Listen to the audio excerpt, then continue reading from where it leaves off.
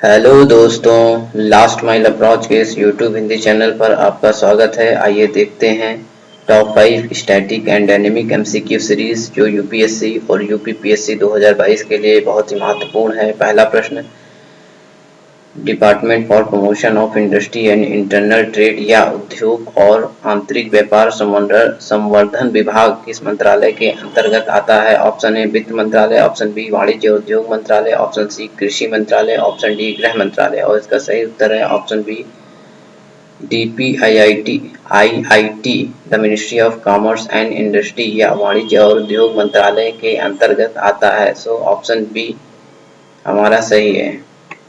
बढ़ते हैं अपने दूसरे प्रश्न की ओर। इनमें से कौन छत्तीसगढ़ राज्य में स्थित है? ऑप्शन ए इंद्रावती बांध, ऑप्शन बी कोलाब बांध, ऑप्शन सी तेलीबंध बांध, ऑप्शन डी रेंगाली जलाशय। और इसका सही विकल्प है ऑप्शन सी तेलीबंध तालाब छत्तीसगढ़ राज्य में स्थित है और इंद्रावती, कोलाब और रेंगाली ये तीनों जलाशय जो है उड़ीसा राज्य में स्थित है। सो ऑप्शन सी सही है। तेलीबंध तालाब छत्तीसगढ़ राज्य में स्थित है, यही हमारा सही विकल्प है। बढ़ते हैं अपने तीसरे प्रश्न की ओर। यहाँ पर सही विकल्प का मिलान करना है। वन साइड अनुच्छेद दिए हुए हैं, दूसरे साइड भारतीय संविधान के प्रावधान दिए हुए हैं। फर्स्ट आर्टिकल 21 गोपनीयता का अधिकार बताता है, जी हाँ सही है।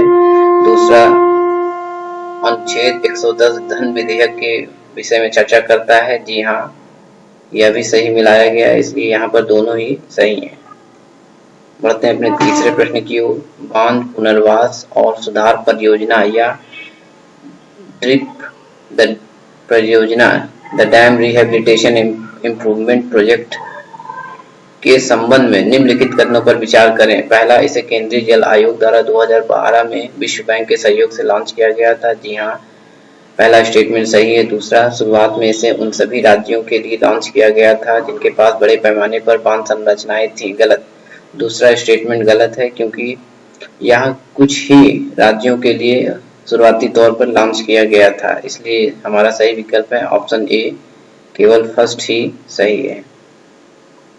बढ़ते हैं अपने पांचवें प्रश्न की ओर। रामानुजाचार्य के संबंध में निम्नलिखित कथनों पर विचार कीजिए। पहला स्टेटमेंट, उन्होंने 11वीं शताब्दी में भारत के कई क्षेत्रों में यात्रा करते हुए समानता और सामाजिक न्याय की वकालत की, जी हाँ पहला स्टेटमेंट सही है। दूसरा, उनके लेखन में वेदांत संग्रह, वेदांत सार और वेदांत दीप शामिल थे, जी हाँ दूसरा स्टेटमेंट भी सही है, इसलिए ऑप्शन सी दोनों स्टेटमेंट सही है, इसलिए ऑप्शन सी दोनों ही सही है। Thanks to all viewers and subscriber of our last mile approach YouTube Hindi channel. Please like, share, subscribe and support our initiative.